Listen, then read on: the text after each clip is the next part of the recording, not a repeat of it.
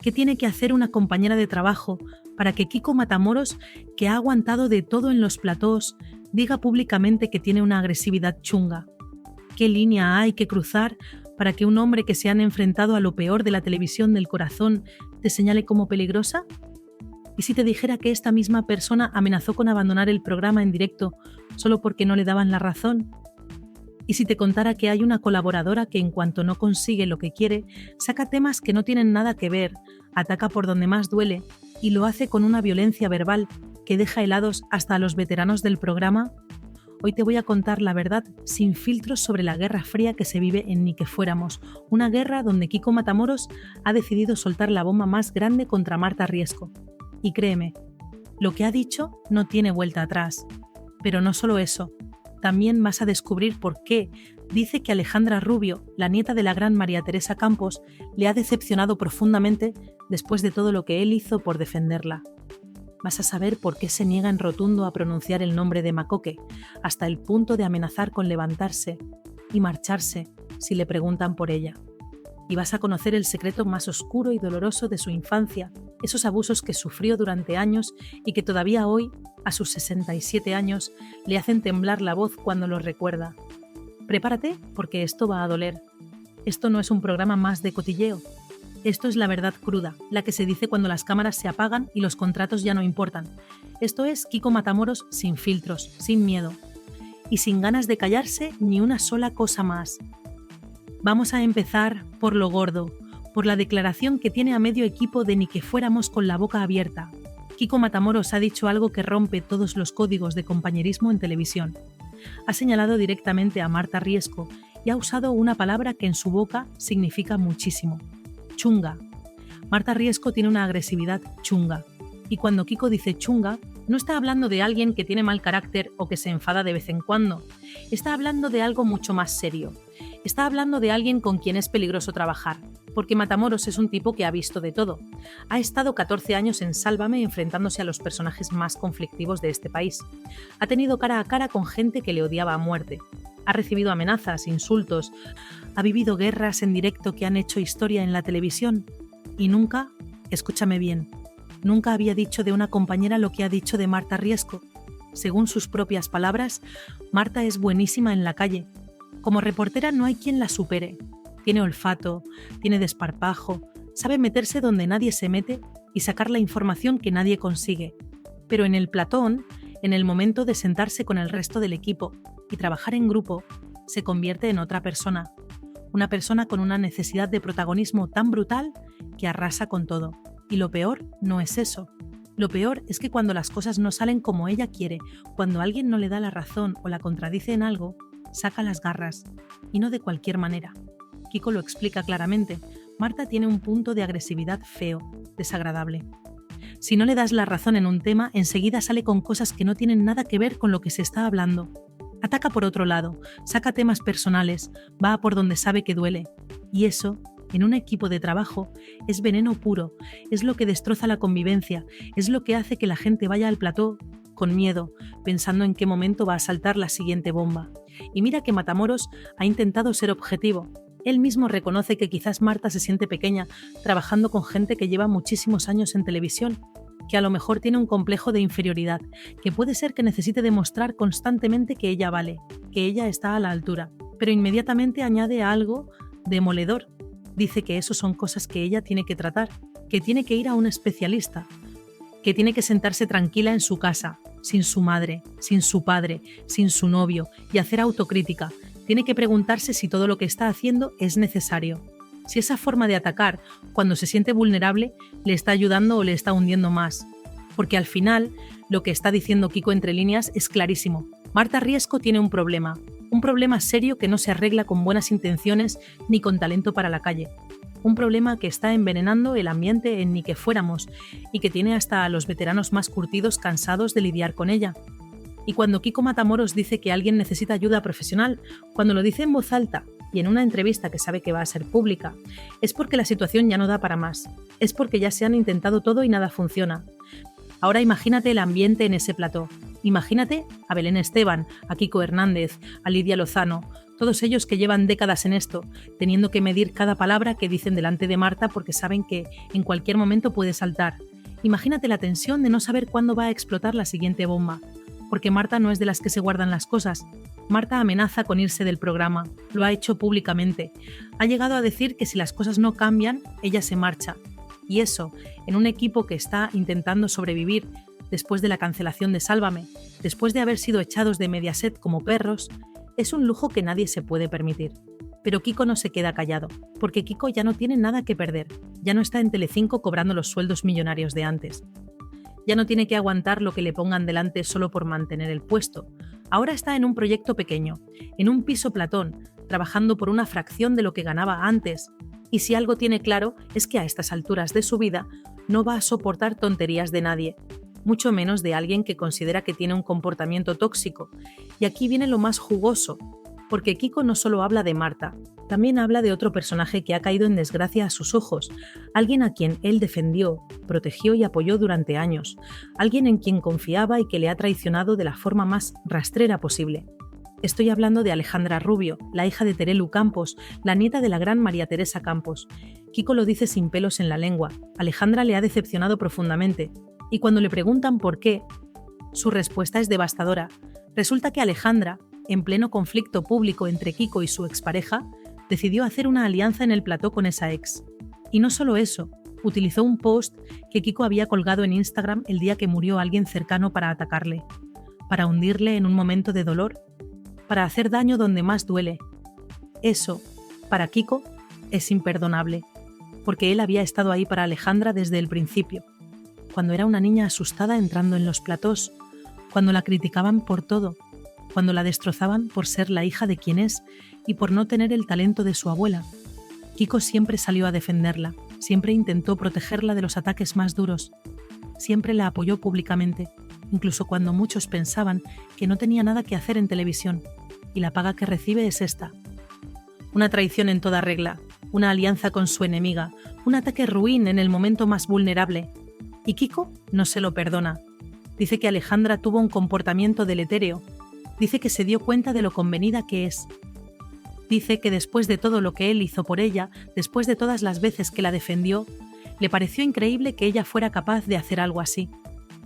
Y entonces suelta otra bomba. Cuando le preguntan si cree que Alejandra tiene futuro en la televisión, su respuesta es demoledora. Dice que a lo mejor como chica del tiempo.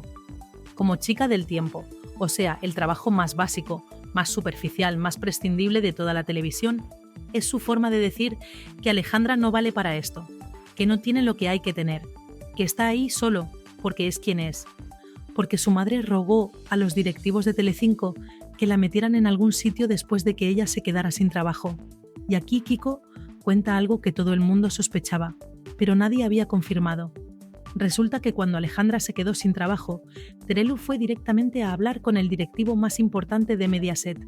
Le rogó que metiera a su hija en Ana Rosa por las tardes, pero Ana Rosa dijo que no.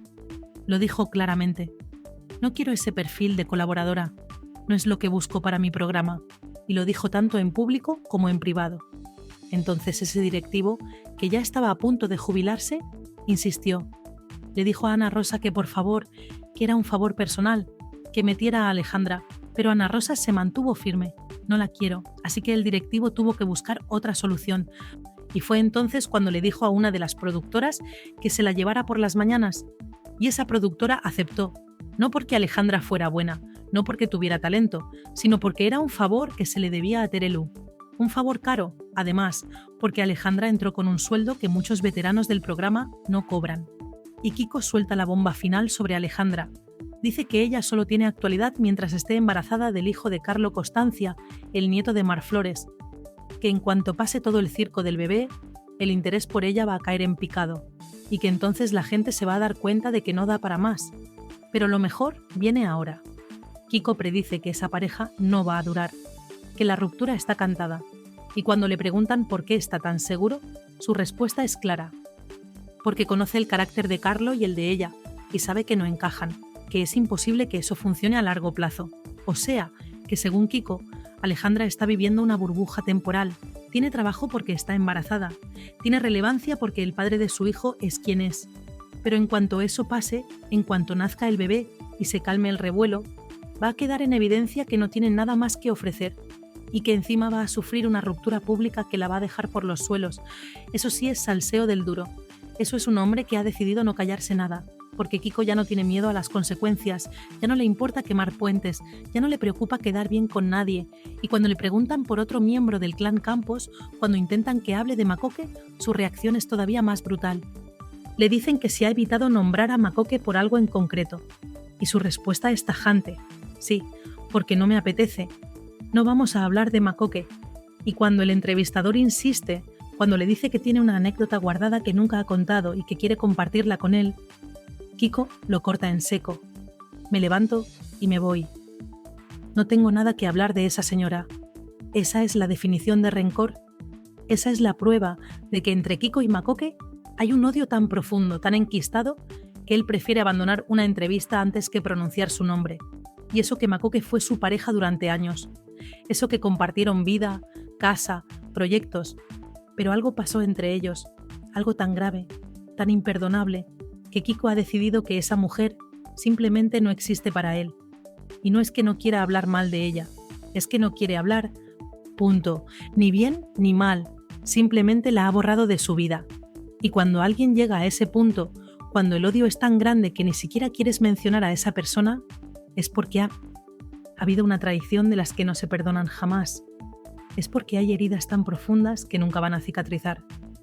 Pero si crees que con esto ya lo has escuchado todo de Kiko Matamoros, espera, porque ahora viene la parte más dura, la parte que le hace llorar, la parte que le ha marcado para siempre y que explica muchas cosas de su personalidad, de su forma de ser, de su manera de enfrentarse al mundo. Kiko habló hace tiempo de su infancia, y no fue un relato cualquiera. Fue un testimonio desgarrador sobre los abusos que sufrió de niño. Abusos físicos, psicológicos y tocamientos por parte de gente que debería haberle protegido. Profesores, curas, personas de autoridad en el colegio religioso donde estudió. Y no estamos hablando de un par de incidentes aislados. Estamos hablando de años. Desde los 7 hasta los 12 años. 5 años de infierno para un niño que no tenía forma de defenderse, que no entendía lo que le estaba pasando, que cargaba con un sentimiento de culpa que le ha perseguido durante décadas. Y lo peor de todo es que cuando años después se abrió la investigación sobre los abusos sexuales en colegios religiosos en España, ¿sabes quién fue el encargado de llevar ese tema? El defensor del pueblo. ¿Y sabes quién era el defensor del pueblo? Un señor llamado Gabilondo. ¿Y sabes dónde había estado ese señor antes de ser defensor del pueblo? En el mismo colegio donde estudiaba Kiko.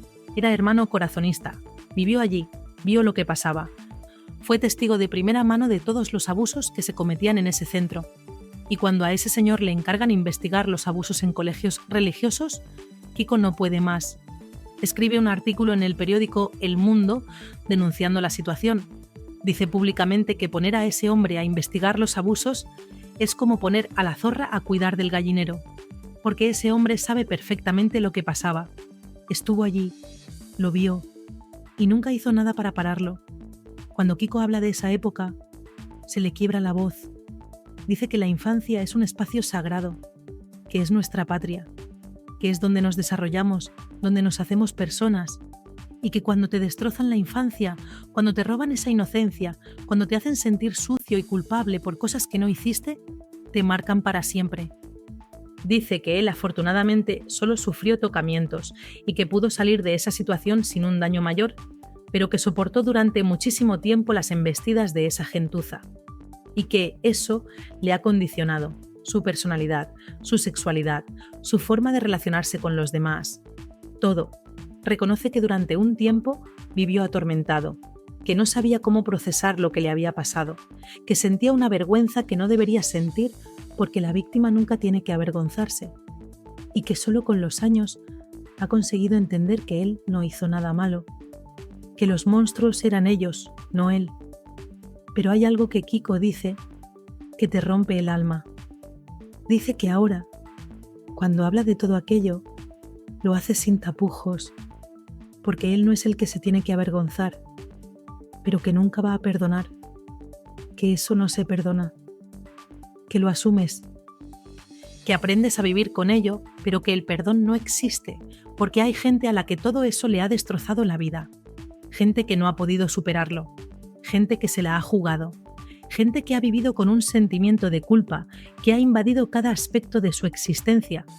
Y cuando le preguntan cómo le afectaron esos abusos a él personalmente, Kiko se sincera.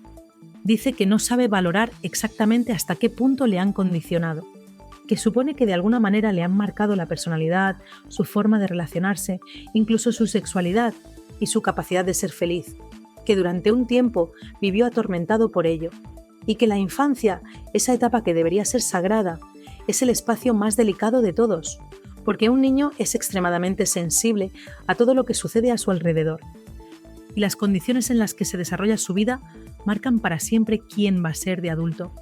Escuchar a un hombre de 67 años, un tipo duro, un tipo que se ha enfrentado a lo peor de este mundo mediático, hablar de su infancia con la voz rota, es algo que te remueve por dentro, porque te das cuenta de que por muy fuerte que parezcas, por muy curtido que estés, hay heridas que nunca cierran del todo.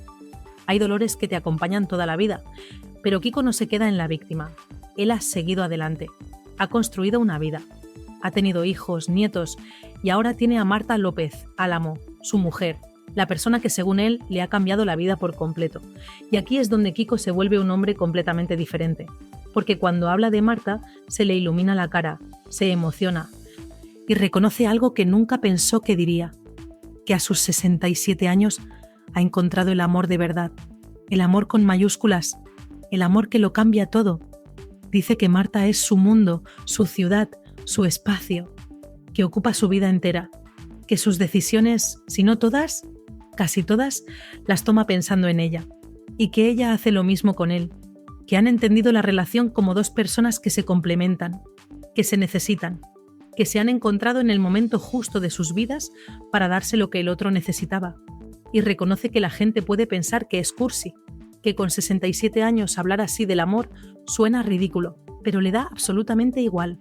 Dice que él ya no tenía intención de tener una relación seria con nadie, que vivía en un hotel, haciendo el cafre, entrando y saliendo, llevando amigas y amigos también, sí, también amigos, porque Kiko reconoce sin problemas que ha estado con hombres, que vivía una vida desenfrenada, un poco al límite, un poco descentrado, y que ya no ganaba años para vivir así. Y entonces llegó Marta, una chica 40 años más joven que él, y de golpe y porrazo le puso la vida patas arriba. Le hizo creer que podía tener una relación de pareja estable, algo que siempre le había sido muy complicado. Le hizo sentar la cabeza, le hizo querer construir algo sólido. Y sí, todo el mundo criticó la relación por la diferencia de edad. Todo el mundo pensó que no iba a durar, que era una cosa pasajera, que ella estaba con él por interés y él con ella por puro capricho. Pero se equivocaron, se casaron. E incluso hoy, después de todo el tiempo que llevan juntos, Kiko sigue diciendo que Marta es lo mejor que le ha pasado en la vida. Cuando le preguntan si la diferencia de edad les afecta, Kiko dice que ya ni lo piensan, que la gente se ha cansado de criticar, que de vez en cuando sale algún deficiente con el tema de Heidi y su abuelo, pero que le da exactamente igual, que hay muchísimas parejas con grandes diferencias de edad y que a él también le puede atraer una mujer mayor si tiene las condiciones que le gustan, que lo de la edad es lo de menos, que si hay atracción, si hay conexión, si sexualmente funciona, ¿qué importa lo demás? Y entonces suelta algo que te hace pensar. Dice que él no le va a pedir el carné de identidad a nadie para tener una relación, que si con 24 años pueden tener una conversación interesante, si pueden conectar, si pueden entenderse, entonces la edad no es ningún problema. Y es verdad, porque al final el amor no entiende de números. El amor es química, es conexión, es encontrar a alguien que te entienda, que te acepte, que te quiera con tus luces y tus sombras. Pero hay algo más que Kiko quiere todavía, algo que le quita el sueño. Quiere ser padre otra vez. A sus 67 años, Kiko quiere tener un hijo con Marta. Y no es un capricho, es un deseo profundo. Dice que adora a sus nietos, que tiene 2, uno de 6 años y otro de 2, y que se lo pasa de maravilla con ellos. Y que cada vez que los ve piensa, madre mía, si este fuera mío. Que siente una felicidad enorme imaginándose teniendo un hijo propio con Marta. Y cuando le cuestionan si a su edad es sensato plantearse la paternidad, él lo tiene claro.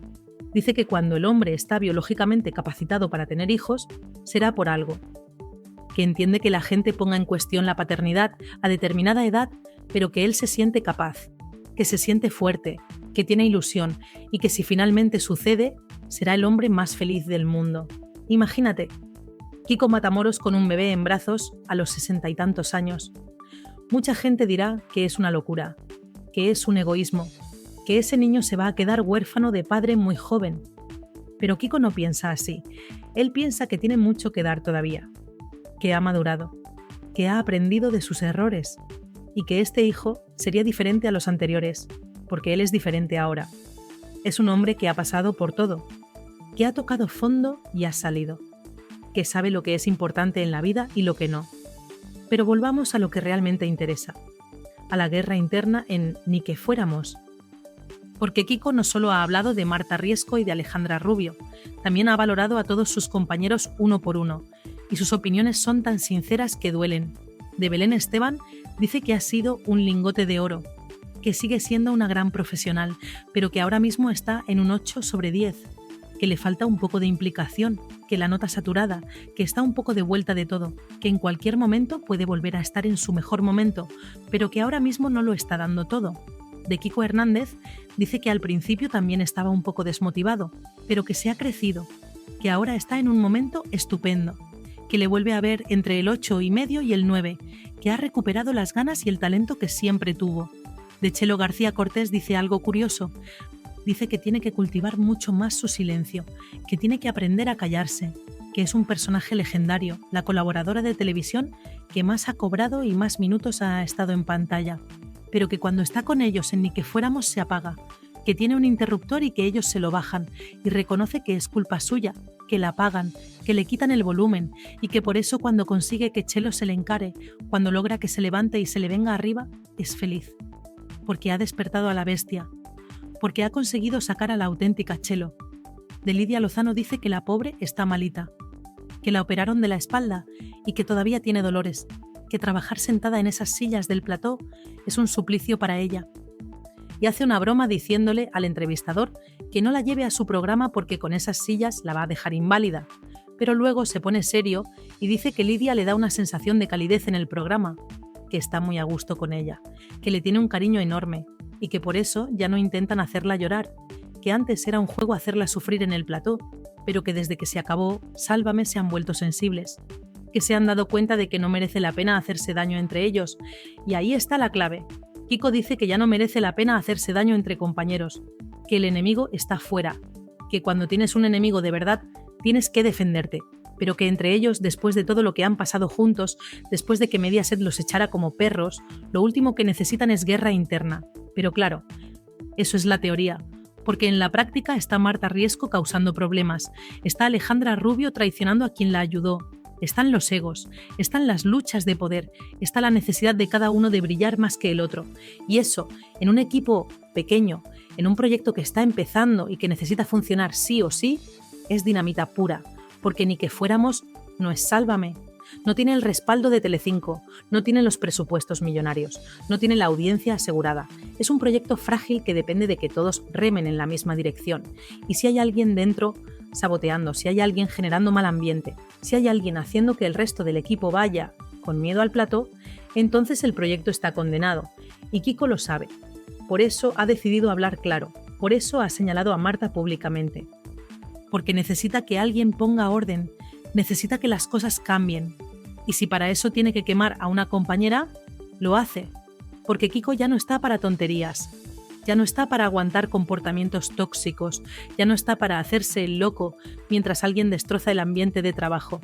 Y sobre Víctor Sandoval también tiene cosas que decir. Reconoce que es muy bueno en la calle, igual que Marta, pero que en el plató es un desquicie.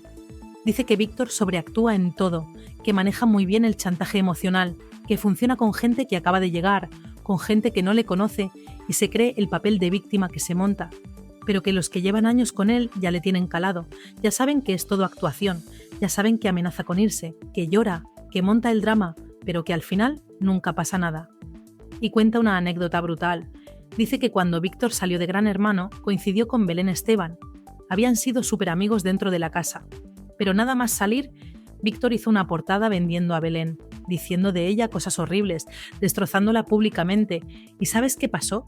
Que a la semana ya se habían perdonado, porque Víctor le dijo que necesitaba el dinero, y Belén se lo tragó. Le perdonó traicionar su amistad porque necesitaba dinero. Kiko dice que él puede necesitar todo el dinero del mundo, pero que jamás traicionaría a un amigo, que hay líneas que no se cruzan, que hay cosas que no se hacen aunque te paguen una fortuna, y que eso es lo que diferencia a la gente con principios de la gente sin ellos. Y entonces habla de Mediaset, porque aunque ya no trabaje allí, aunque lo echaran de la forma más rastrera posible, Kiko dice que no guarda rencor, que está agradecido por los 23 años que trabajó para esa casa, que le dieron la oportunidad de ganarse la vida, de tener un confort económico, de tener reconocimiento profesional, y que no pronunció ni una mala palabra contra Mediaset ni contra ningún programa hasta que su hija Laura fue a Supervivientes, porque ahí pasó algo que Kiko no puede perdonar. Dice que a él le vendieron una cosa y que luego hicieron otra completamente diferente, que utilizaron a su hija Laura, que la maltrataron en el programa y que cuando él intentó hablar con los responsables de la productora, le negaron todo, hasta que Kiko sacó las conversaciones grabadas, porque él se había curado en salud, había grabado todas las llamadas, tenía todas las pruebas, y cuando amenazó con hacerlas públicas, la cosa se paró.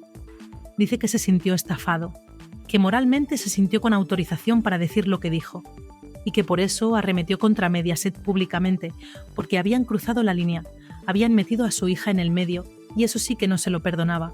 Pero lo que más le dolió no fue el despido en sí, fue la forma. Dice que es muy feo enterarte de que estás muerto por la prensa, que después de 14 años trabajando para esa casa, lo mínimo que merecían era que alguien les llamara y les dijera la verdad, pero no. Se enteraron en directo, estaban trabajando cuando les dijeron, oye, que estamos en la calle, que nos han matado. Así, de golpe, sin previo aviso, sin explicaciones, sin una llamada, sin un mensaje, sin una reunión, nada, muertos y enterrados por decreto. Y lo peor es que Mediaset además los censuró, decretó que no existían, que no se podía pronunciar su nombre en ningún programa, que eran invisibles. Y Kiko cuenta que ha habido gente que fue a debates de realities y les nombró en un lapsus, sin darse cuenta, y no les volvieron a llamar. Gente que fue vetada por nombrarle a él, por decir su nombre en antena, como si fueran Voldemort, el innombrable. Y Kiko dice que esa política empresarial la entiende hasta cierto punto, pero que es una falta de respeto tremenda, que después de tantos años, de tantos éxitos, de haber hecho ganar millones a esa cadena, el mínimo respeto que merecían era que les dijera la verdad a la cara. No enterarse por el periódico, no ser borrados del mapa como si nunca hubieran existido. Y cuando le preguntan si volvería a Telecinco, Kiko lo tiene claro. Dice que no lo sabe, que cree que no, pero que si le llamaran para un programa con Jorge Javier, por ejemplo, lo pensaría. Porque en Telecinco hay mucha gente con talento. Hay productoras con las que trabajó muy a gusto. Hay presentadores a los que tiene cariño, respeto y admiración. Así que por supuesto que volvería si se dieran las condiciones adecuadas. Pero no con la misma actitud. No haría las cosas de la misma forma. No miraría el trabajo de la misma manera. Porque ya ha aprendido la lección. Ya sabe cómo funciona esa casa. Y no va a volver a dejarse utilizar. Dice que el único programa de Telecinco que funciona ahora es de viernes, y que funciona precisamente porque es el mismo tipo de televisión que hacían ellos, televisión de destrozar familias y luego unirlas con pegamento del chino. Y que le parece hipócrita que Mediaset dijera que iban a hacer una televisión más light, más familiar, y luego el único programa que les funciona es uno que hace exactamente lo contrario. Y suelta otra bomba. Dice que de viernes está dopado económicamente por la cadena, que van más allá del presupuesto que tenían previsto, que hay muchos programas en Mediaset en los que es la propia cadena la que tiene que meter dinero para poder pagar los contratos millonarios de algunos invitados, que no es rentable, pero que lo hacen porque es un negocio necesario, porque sin ese programa Telecinco no tiene nada. Y cuando le preguntan si ni que fuéramos le sale rentable económicamente, Kiko es sincero, dice que no, que económicamente no le sale rentable, pero que en un país donde el salario medio son 1.500 euros al mes, decir que no le sale rentable es un poco absurdo, que está ganando dinero, que está trabajando y que hay futbolistas que hace años ganaban 15 millones y hoy juegan en segunda división por 500.000 al año, que todo en la vida tiene sus subidas y sus bajadas y que a él no se le caen los anillos por trabajar en un piso Platón. Reconoce que al final del salvavidas ya estaba hasta las narices del público. Dice que le sobraba, que estaba manipulado, que había un señor que les decía cuándo tenían que aplaudir, cuándo abuchear, cuándo callarse, y que eso formaba parte del show, pero también de la manipulación, y que a él eso le molestaba mucho. Cuenta que había un señor en el público, Pepe, que era súper fan de María Teresa Campos y de toda su familia, y que cada vez que oía la palabra Campos tenía un tic y empezaba a aplaudir como loco, y que Kiko y Kiko Hernández le tenían calado. Así que cada vez que querían liarla empezaban a decir Campos, Campos, Campos, y el pobre Pepe se volvía loco aplaudiendo. Y todo el público detrás, y el caos en el plató. Era su forma de reírse del sistema, de burlarse de la manipulación, de demostrar que todo era un montaje, y ahí es donde Kiko reconoce algo importante. Dice que durante 14 años, en Sálvame, solo llevó pinganillo los 2 últimos, porque ya no se fiaba de sí mismo, porque había una censura tremenda sobre determinadas conductas, porque la televisión estaba cambiando y él necesitaba que alguien le dijera hasta dónde podía llegar, porque si se pasaba, si decía algo políticamente incorrecto, le caía una multa, o directamente le echaban. Y reconoce que conocía una televisión muchísimo más salvaje que la de ahora. Una televisión sin límites, una televisión donde en salsa rosa le pagaban. Y muy bien, por enfrentarse cada 15 días a un personaje. Le llamaban un jueves, le decían con quién se iba a sentar el sábado, y él ni sabía quién era. No había visto Gran Hermano, no conocía a los concursantes, no tenía ni idea de qué decirle a esa persona. Y entonces le mandaban 3 o 4 folios con información, el currículum televisivo de ese personaje, sus circunstancias personales, sus puntos débiles. Y Kiko iba al programa y le destrozaba, le decía de todo, sacaba sus trapos sucios, le hacía llorar, le hacía sufrir, y cobraba por ello. Era un mercenario, y lo reconoce sin tapujos. Dice que era eso, un mercenario, que le decían a quién tenía que matar y él lo mataba. Sin piedad, sin remordimientos, y María Teresa Campos se echaba las manos a la cabeza cuando él decía eso. No podía entender que Kiko se definiera así, pero era la verdad. Y ahora, dice Kiko, es irónico que esté dándole a las nietas y a toda la familia de Teresa, porque hay un problema ahí que no es suyo, hay un conflicto que él no ha creado pero en el que se ha visto envuelto, y ya no puede callarse. Dice que le daba mucha pena lo de Teresa, que la crónica de su boda la hizo Terelu, que la escribió con mucho cariño, y que aunque tiene algún fallo porque Terelu no estuvo en la ceremonia al estar trabajando en Sálvame, fue un gesto bonito que Kiko no olvida. Y por eso le da rabia haber llegado al punto en que está ahora con esa familia, pero dice que haya habido una evolución negativa.